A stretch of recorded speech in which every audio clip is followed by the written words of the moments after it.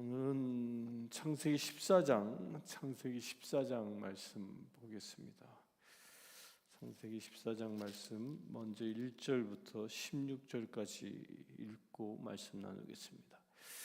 당시에 시날 왕 아무라벨과 엘라살 왕 아리옥과 엘람 왕 그돌라오멜과 고임 왕 디딜이 소돔 왕 베라와 고모라 왕 비르사와 아드마 왕 시납과 스보임 왕 세메벨과 벨라고 소알 왕과 싸우니라. 이들이 다 시딤 골짜기 곧 지금의 염해에 모였더라. 이들이 12년 동안 그돌라오멜을 섬기다가 제 13년에 배반한지라. 제 14년에 그돌라오멜과 그와 함께한 왕들이 나와서 아스드롯 가르나임에서 르바 족속을, 함에서 수수 족속을, 사외 기리아디아임에서 엠 족속을 치고 호리 족속을 그 산 세일에서 쳐서 광야 근방 엘바란까지 이르렀으며 그들이 돌이켜 엠미스밧 곧 가데스에 이르러 아말렉 족속의 온 땅과 하사손다말에 사는 아모리 족속을 친지라. 소돔 왕과 고모라 왕과 아드마 왕과 스보임 왕과 벨라 곧 소알 왕이 나와서 시딤 골짜기에서 그들과 전쟁을 하기 위하여 진을 쳤더니 엘람 왕 그돌라오멜과 고임 왕 디달과 시날 왕 아무라벨과 엘라살 왕 아리옥 네 왕이 곧 그 다섯 왕과 맞서니라. 시딤 골짜기에는 역청 구덩이가 많은지라. 소돔 왕과 고모라 왕이 달아날 때에 그들이 거기 빠지고 그 나머지는 산으로 도망하며 네 왕이 소돔과 고모라의 모든 재물과 양식을 빼앗아 가고 소돔에 거주하는 아브라함의 조카 롯도 사로잡고 그 재물까지 노략하여 갔더라. 도망한 자가 와서 히브리 사람 아브라함에게 알리니 그때에 아브라함이 아무리 족속 마므레의 상수리 숲을 근처에 거주하였더라. 마므레는 에스골의 형제요 또 아넬의 형제라. 이들은 아브라함과 동맹한 사람들이더라. 아브라함이 그의 조카가 사로잡혔음을 듣고 집에서 길리고 훈련된 318명을 거느리고 단까지 쫓아가서 그와 그의 가신들이 나뉘어 밤에 그들을 쳐 부수고 다메섹 왼편 호바까지 쫓아가 모든 빼앗겼던 재물과 자기의 조카 롯과 그의 재물과 또 부녀와 친척을 다 찾아왔더라. 아브라함이 가나안의 이제 헤브론에 도착해서 그곳에 이제 정착해 사는데 이제 전쟁이 일어나죠. 전쟁이 일어나는데 북쪽에 있는 4개의 국가와 남쪽에 있는 5개 국가가 전쟁이 일어나는 겁니다. 고대 근동 지역의 대전쟁이었겠지요. 이때 당시에 그 왕이라고 한다면 이 국가는 도시국가 형태를 가지고 있었던 시절입니다. 그래서 이 9개 왕이 다스렸던 이 지역은 크게 보면 그렇게 큰 지역은 아닙니다. 지금의 이스라엘 땅 전역에 걸쳐서 특별히 요단강을 중심으로 이 갈릴리 너머 쪽에 있는 지역과 또한 이 사해 근처의 지역이 이렇게 나누어져서 9개의 도시들이 형성이 됐고 그 도시마다 왕들이 있었음을 말합니다.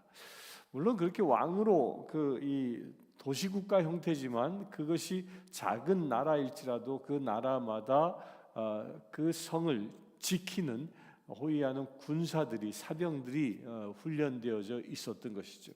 그래서 군대가 이제 일으켜지게 되고 전쟁을 하게 되어지는데 그 전쟁의 이유가 뭐냐면 북쪽에 있는 그돌라오멜을 이 염해의 인근에 살고 있었던 이 5 왕들이 섬겨왔던 것이죠. 그러니까 그돌라오멜의 세력이 그 지역에서는 그때 당시에 가장 컸던 것 같습니다. 가장 컸기 때문에 그 지역의 이 도시 국가들을 자기의 분봉왕처럼 다스려 왔던 것이죠. 그래서 인근의 왕들이 이 그돌라오멜에게 공물을 바쳤던 그런 시기였던 겁니다. 무려 12년 동안 그 공물을 바칠 때에는 그 땅에는 전쟁이 없었습니다. 그러나 이제 12년이 지나다가 제13년에 이 남쪽에 있는 이 5개 국가가 그돌라오멜에게 항거했던 것이죠. 더 이상 공물을 바치지 않고 그 왕으로, 그 상왕으로 섬기지 아니하니까 그돌라오멜이 군대를 일으킵니다. 자기 주변에 있었던 4개 국가, 자기와 더불어 4개 국가가 이제 군대를 일으켜 연합군을 형성해서 남쪽으로 쳐내려오게 되는 것입니다.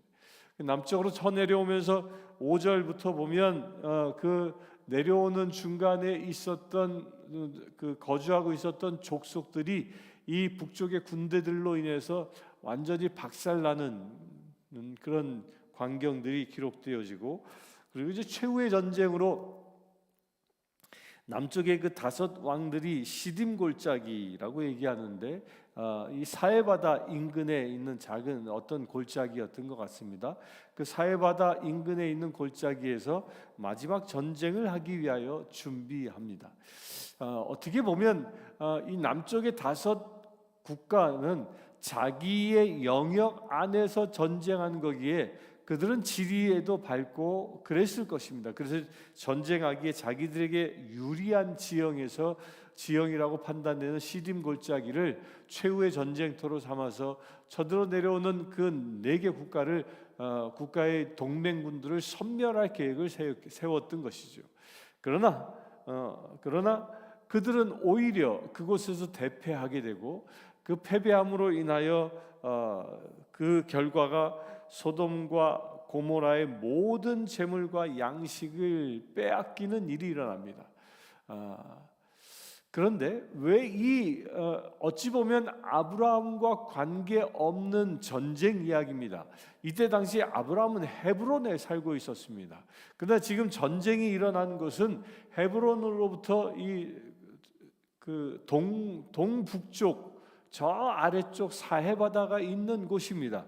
또한 이때 그 요단강 북쪽, 요단강 동편 쪽으로 이 북군들이 내려왔기 때문에 아브라함과는 전혀 관계없는 전쟁인 것입니다. 그냥 인근에 전쟁이 일어났구나라고 소문만 들었던 것인데, 문제가 뭐였습니까? 그 전쟁으로 인하여 아브라함의 조카였던 롯과 그의 재물과 부녀자들 친척들이 잡혀갔다라는, 조카가 사로잡힘을 듣고라고 얘기하는데, 그 전쟁으로 해서 전쟁 포로가 된 것이죠. 그러니까 이때 당시에는 전쟁 포로가 됐다라는 것은 노예로 전락한다라는 것을 의미합니다. 전쟁 포로로 승리자가 잡아가면 그들을 다 노예로 삼았기 때문입니다. 그런 이야기를 전해 듣자 아브라함이 이제 군대를 일으켜서 그 쳐들어가는 광경이 기록되어져 있는 거죠. 그래서 13절부터 어떻게 쳐들어가는지를 얘기합니다. 318명이라고 이야기하는데, 이 318명 안에는 이 아브라함이 거느리고 있었던 종들도 포함되지만 13절에 보면 마므레, 또한 에스골의 형제 아넬, 이 사람들이, 그리고 24절에 보면 동맹한 아넬과 에스골과 마므렛의 분깃을 제하니라고 얘기하죠. 그러니까 이 318명에는 이미 헤브론에서 정착하여 그곳에서 아브라함은 인심을 얻었던 것이죠. 그리하여 그 지역에 살고 있었던 사람들과 동맹 관계를 맺었던 것입니다. 그래서 이 아브라함이 롯을, 자기 조카를 구원하러 갈 때 이들은 그 동맹 관계로 인하여 아브라함 군대에 동참하게 된다라는 겁니다. 저는 이 말씀을 묵상을 쭉 하면서 어찌 보면 이 세 사람은 롯과는 전혀 관계없는 사람입니다. 전혀 관계없는 사람인데 왜 그들은 이 군대가 장성한 것도 아닙니다. 불과 318명밖에 되지 않는 소규모의 군대입니다. 그러나 그들이 싸우러 가는 그 대상은 무려 4개 국이 연맹한 연합군, 막강한 연합군이었습니다. 물론 그 숫자는 정확히는 알지 못하지만 못해도 몇만 명 이상이 되는 그런 군대였을 것입니다. 그럼 그런 군대를 향하여 이 318명밖에 되지 아니하는 이 작은 무리로 가서 전쟁한다. 이것은 어쩌면 자살 행위와도 같은 것입니다. 그 죽음의 길을 동맹했다라는 이유 하나 때문에 이 세 사람이 아브라함과 함께했다. 이 말은 무엇입니까? 아브라함은 이미 그 헤브론에 정착하여 그들에게 충분한 신뢰를 줬고 그들이 서로 목숨을 같이 할 만한 끈끈한 유대감을 가졌던 것이라는 겁니다. 아브라함은 자기가 살고 있는 땅에 먼저 사는 사람들과 원수 맺지 않은 것입니다. 목숨을 함께 나눌 만큼 그들과 끈끈한 유대감을 형성했던 것이죠. 이것은 어쩌면 우리 그리스도인들에게도 지금 우리에게 하나님께서 깨달으라고 그렇게 살라고 주시는 지혜이기도 한 것이라 여겨집니다.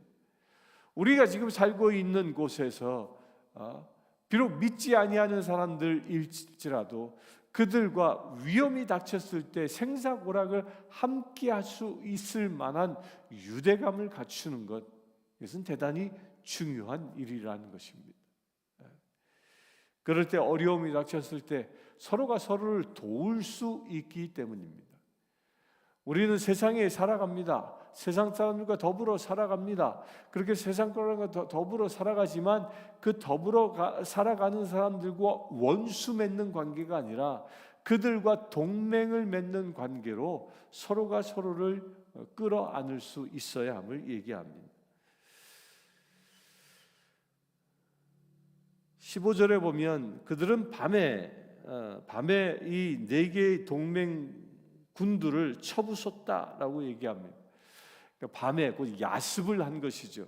그러니까 적은 인원 가지고 큰 군대와 대적할 수 있는 방법은 야습이었던 겁니다. 벌건 대낮에 이 들판에 양 군대가 만약에 서로 도열해서 전쟁했다면 아브라함의 이 318명은 몰살당하고 말았을 것입니다. 짓밟히고 말았을 것입니다.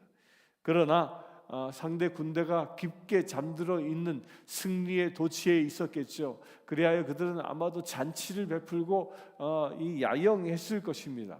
그렇게 골아 떨어져 있는 군대를 318명이 야습해서 그들을 도륙하는 일들이 기록되어져 있는 겁니다. 이 이야기는요, 마치 기드온의 300용사가 미디안 군대와 싸우는 이야기가 비슷하지 않습니까?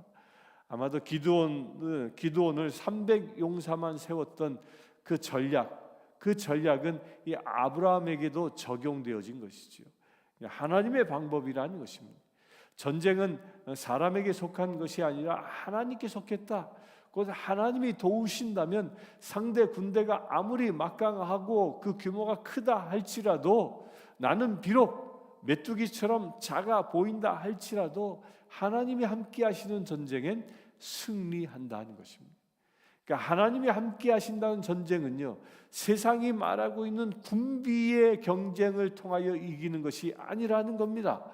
하나님이 우리 편에 서시면 내가 비록 연약한 군대일지라도 주께서 우리를 승리로 인도하신다라는 그 대선언인 것입니다. 우리의 삶 속에서도 이와 같은 일이 일어나길 바랍니다. 이것은 마치 다윗이 골리앗 앞에 서서 담대히 승리한 것처럼 하나님이 함께 하시기에 이런 일들이 가능한 것이죠. 그래 그들은 롯과 그의 재물과 부녀와 친척들을 다 찾아서 돌아오게 됩니다. 돌아올 때에 한 사건이 일어나는데 그것이 17절부터입니다. 아브라함이 그돌라오멜과 그와 함께한 왕들을 쳐부수고 돌아올 때에 소돔 왕이 사회 골짜기 곧 왕의 골짜기로 나와 그를 영접하였고 살렘 왕 멜기세덱이 떡과 포도주를 가지고 나왔으니 그는 지극히 높으신 하나님의 제사장이었더라. 그가 아브라함에게 축복하여 이르되 천지의 주제이시오 지극히 높으신 하나님이여 아브라함에게 복을 주옵소서. 너희 대적을 네 손에 붙이신 지극히 높으신 하나님을 찬송할지어다 하며 아브라함이 그 얻은 것에서 10분의 1을 멜기세덱에게 주었더라. 소돔 왕이 아브라함에게 이르되 사람은 내게 보내고 물품은 네가 가지라. 아브라함이 소돔 왕에게 이르되 천지의 주제시오 지극히 높으신 하나님이 여호와께 내가 손을 들어 맹세하노니 내 말이 내가 아브라함으로 치부하게 하였다 할까 하여 내게 속한 것은 실 한 오락이나 들 매끈 한 가닥도 내가 가지지 아니하리라. 오직 젊은이들이 먹은 것과 나와 동행한 아넬과 에스골과 마므레의 분깃을 제할지니 그들이 그 분깃을 가질 것이니라.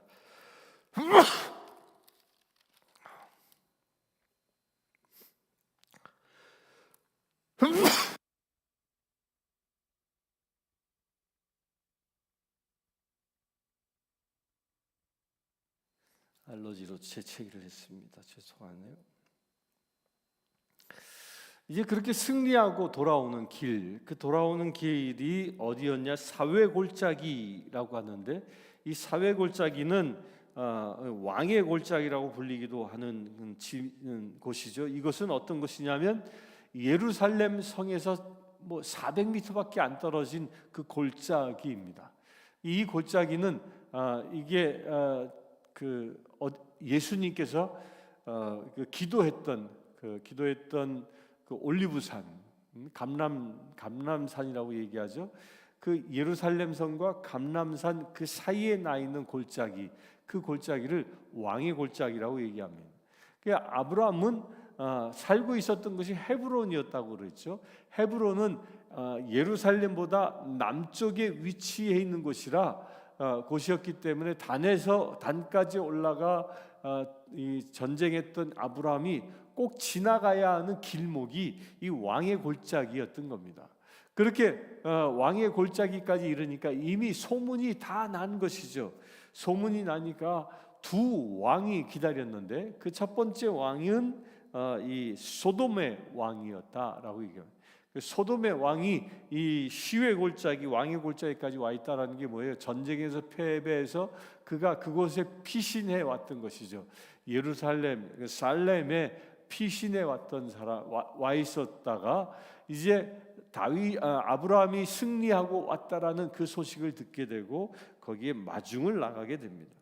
또 한 사람은 살렘 왕이라고 얘기합니다. 살렘 왕 멜기세덱이라고 얘기하는데 이 살렘은 예루살렘의 옛 지명입니다. 그러니까 예루살렘의 왕이었던 사람인데 이 멜기세덱은 신비의 인물입니다. 이 멜기세덱에 관하여 히브리서 7장과 이 시편 110편에서 말하고 있습니다. 그래서 멜기세덱은 성경 전체에 딱 세 군데 등장하는 인물입니다. 그 첫 번째가 오늘 이 본문의 말씀에 등장하고 두 번째로 시편 110편에서 등장하고 다윗의 시편에서 등장하고 또 히브리서에 등장합니다. 다윗이 시편 110편 4절에 이렇게 얘기합니다.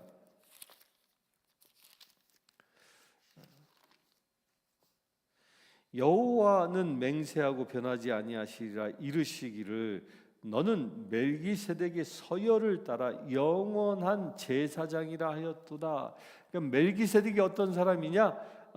이 창세기에는 살렘의 왕이라고 표현하지만 이스라엘 사람들은 멜기세덱을 제사장이었다라고 얘기합니다. 그러니까 제사장이라고 불리움 받는 제일 첫 번째 사람이 멜기세덱이었습니다. 또 히브리서 7장 10절에 보면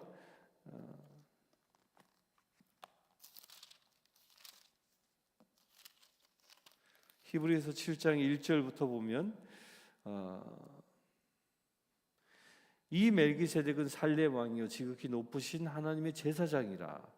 여러 왕을 쳐 죽이고 돌아오는 아브라함을 만나 복을 빈 자니라.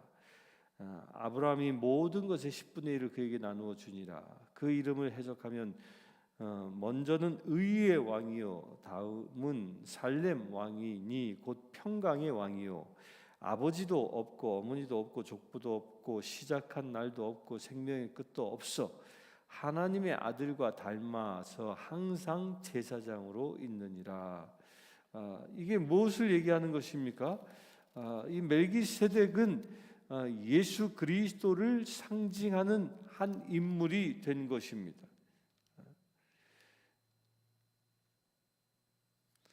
곧 제사장으로서의 여기 표현은 이 족보도 없고 아버지도 없고 어머니도 없다. 세상에 족보가 없는 사람, 그 출생의 신비가 있었던 사람이라는 것이죠. 그 예수 그리스도의 원형을 멜기세덱이라고 얘기하는 것입니다. 그 멜기세덱에게 아브라함이 어떻게 해요? 복을 받습니다. 아브라함에게 복을 주소서 천지의 주제시여 지극히 높으신 하나님이여 라고 멜기세덱은 하나님의 이름을 부르고 아브라함에게 복을 빌어줍니다. 그리고 뭐라고 얘기합니까? 하나님을 찬송할지어다 라고 얘기하고 그러자 멜기세덱에게 아브라함은 자기가 전쟁에서 노획한 물건 중에 10분의 1을 바칩니다.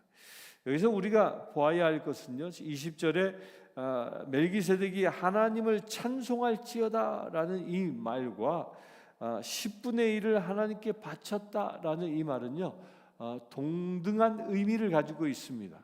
찬송한다라는 말은 히브리어에는 감사한다라는 말이 포함되어져 있고요. 또한 10분의 1을 드린다라는 말은 감사의 예물을 드린다라는 의미도 포함되어져 있는 것입니다. 그러니까 멜기세덱이 하나님을 찬송하며 하나님께 감사하니까 아브라함도 그에 호응하여 그의 10분의 1을 하나님께 드림으로 인하여 감사의 표시를 하고 있는 것입니다. 여러분들의 삶 속에서도 이런 일들이 늘 일어나길 바랍니다. 여러분들이 가지고 있는 여러분들의 수입 가운데 10분의 1을 하나님께 드리는 것, 어떤 사람들은 그것을 마치 세금을 내는 듯이 생각하지만 그것이 아닌 것입니다. 나에게 베풀어 주신 물질에 대한 그 은혜를 감사로 표현한 것이 10분의 1임을 여기에서 말하는 것입니다. 우리가 항상 기뻐하고 모든 일에 감사할 수 있는 것, 그 감사의 표현이 어떻게 이루어진다고요? 내 재물의 10분의 1을 하나님께 드림으로 인하여 진정 하나님을 향하여 감사하며 살아가는 삶이 시작됨을 말하고 있습니다.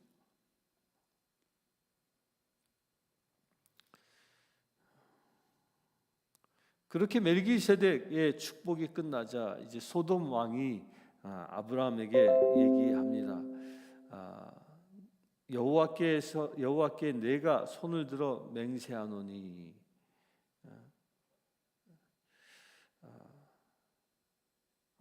소돔 왕이 21절에 아브라함에게 이르되 사람은 내게 보내고 물품은 내가 가지라. 10분의 1을 바치는 걸 보았습니다. 그리고 소돔 왕은 그 노획한 전쟁 그 노획물들은 다 네가 가져. 그런데 포로된 우리 백성, 내 백성들은 나에게 다시 돌려줘라고 요구하는 것이죠. 그에 대하여 아브라함이 어떻게 얘기합니까? 그때 당시의 상식은 전쟁 노획물은 승리자의 것이었습니다. 따라서 그것이 원래 주인이 소돔 왕이었다 할지라도 그 재물의 주인권은 아브라함에게 있었던 것입니다. 그러나 아브라함은 그것을 원래 주인에게 다시 돌려주는 아량을 베풉니다. 그 이유가 무엇이냐 하면 23절에 내 말이 내가 아브라함으로 치부하게 하였다 할까 하노라. 그러니까 아브라함이 세상에서 부자가 된 것은 소돔 왕이 내가 그에게 재물을 주었기 때문에 부자가 된 것이야 라고 말하는 것에 대하여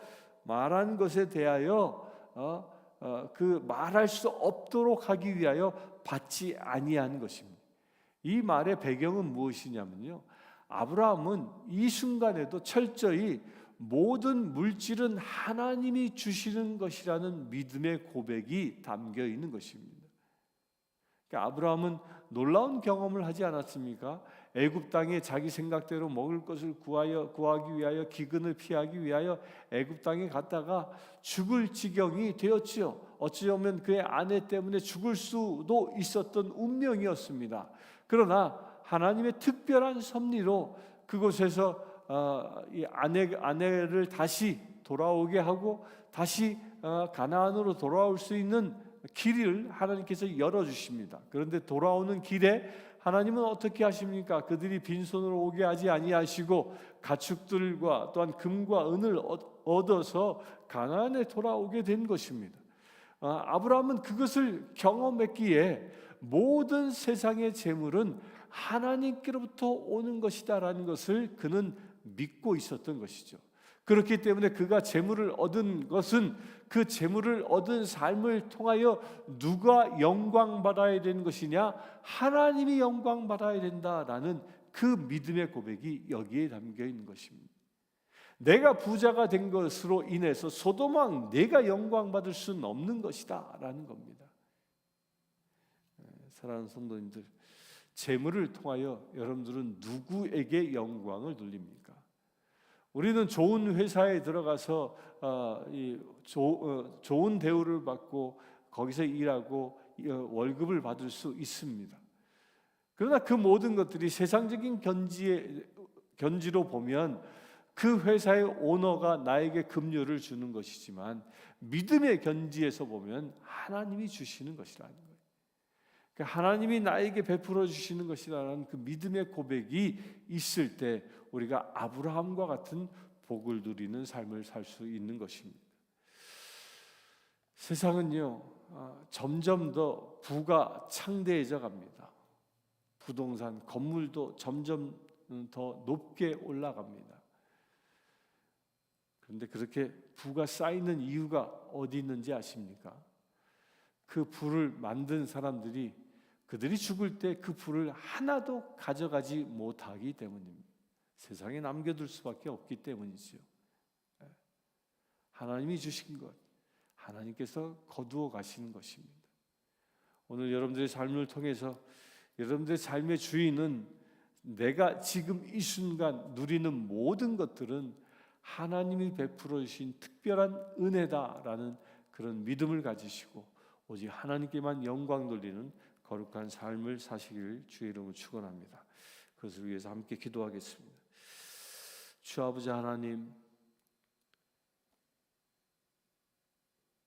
전쟁은 하나님께 속한 것이기에 우리가 하나님의 말씀에만 의지하며 살아가기를 원합니다. 아브라함이 자신의 사랑하는 조카를 위하여 죽음의 길도 맞지 않고 달려갔을 때에 318명밖에 되지 않은 적은 무리로 그 수많은 연합군대를 물리쳤음을 보았습니다. 그것이 어찌 사람의 힘으로 가능한 일이겠습니까? 하나님께서 아브라함과 동행했기 때문에 가능했음을 우리가 보았습니다. 주님, 이 시간 기도하는 우리 모두가 다 그 아브라함처럼 하나님의 동행하심 가운데 살아가기를 원합니다. 이 세상에서 살아가며 우리가 나의 힘과 나의 능력을 의지하며 살아가는 자가 아니라 오직 하나님의 능력을 의지하며 살아가는 자 되어지길 원합니다. 이 시간 새벽을 깨우는 거룩한 심령들마다 오늘 또한 주님께서 우리의 삶 가운데 동행하여 주셔서 우리의 삶이 승리의 삶이 되는, 이기는 자의 삶이 되어지는 놀라운 은혜가 임하게 하여 주시옵소서. 우리 주 예수 그리스도의 이름으로 기도드리옵나이다. 아멘. 이 땅에 있는 모든 교회들을 위해서 기도하기 원합니다. 교회들 가운데 부흥이 일어날 수 있도록 아브라함의 318명의 군대처럼 세상을 향하여 담대히 나아가 싸워 승리하는 교회들 되어줄 수 있도록, 그래 우리에게 맡겨주신 이 내시빌 땅 가운데 하나님의 놀라운 부흥의 역사를 일으키는 놀라운 믿음의 교회들 되어줄 수 있도록 위해서 함께 기도하겠습니다. 주 아버지 하나님, 깨어 일어나기를 원합니다. 이 땅에 세워져 있는 모든 교회마다 말씀과 성령으로 충만케 하여 주시옵소서. 아브라함의 318명의 용사들처럼 이 땅에 있는 모든 교회들이 깨어 일어나기를 원합니다. 이 영적 전쟁터에서 나아가 싸워 승리하기를 원합니다. 그래 아버지 하나님, 사단의 포로 되어 살아가고 있는 저 죽어가는 심령들을, 그들의 영혼을 구원하여 주님의 자녀 되게 하기를 원합니다. 아버지 하나님, 그 일을 위하여 간구하건대 여기 있는 모든 교회마다 말씀과 성령의 기름 부으심으로 넘쳐나게 하여 주시옵소서. 그 생명의 사역자로 그 사명을 충성되게 감당하며 이 땅의 영적 전쟁에서 날마다 승리하여 영혼을 거두어 주님께 드릴 수 있는 믿음의 지체들 되어질 수 있도록 아버지 축복하여 주시옵소서. 그리하여 주님, 이 땅에 이 내시빌 땅이 온전히 주님 안에서 새로운 부흥이 일어나기를 원합니다. 마지막 대부흥이 이 땅 가운데 먼저 일어나기를 원합니다. 이 내시빌이 부흥함으로 인하여 이 내시빌에 있는 모든 사람들이 주님의 백성들로 돌아옴으로 인하여 이 땅에 살고 있는 모든 백성들이 가정마다 거리마다 오직 주님만 예배하는 거룩한 도시 되기를 원합니다. 주님 축복하여 주시옵소서. 이 내시빌이 온전히 주님만 찬양하는 거룩한 도시 되게 하여 주시옵소서. 감사가 넘쳐나는 거룩한 도시 되게 하여 주시옵소서. 오직 하나님께서 영광 받는 거룩한 도시 되게 하여 주시옵소서. 우리 주 예수 그리스도의 이름으로 기도드리옵나이다. 아멘. 이 시간 병들어 고통받고 있는 이들의 치유를 위하여, 회복을 위하여 기도하기를 원합니다. 주 아버지 하나님, 우리를 묶고자 하는 사단의 권세, 우리를 포로 삼고자 하는 사단의 권세, 그 모든 권세를 깨뜨려 버리기를 원합니다. 이 시간 기도하는 심령들 가운데 병마의 묶임들이 있습니까? 이 시간 나자렛 예수 그리스도의 이름으로 명하노니 그 모든 병마들은 떠나갈지어다. 주님 역사하여 주시옵소서. 이 시간 기도하는 모든 심령들 아픈 곳곳마다 성령 하나님 기름 부어 주시옵소서.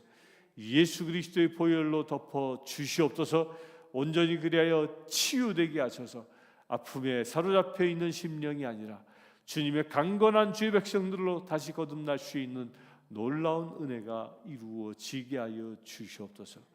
우리 주 예수 그리스도의 이름으로 기도드리옵나이다. 지금 우리 주 예수 그리스도의 은혜와 하나님의 크신 사랑과 성령님의 감화 감동 교통 치유하심이 이 시간 주님의 군대로 일어서기를 원하는 주의 사랑하는 모든 지체들 위해 지금부터 영원토록 함께 하실지어다.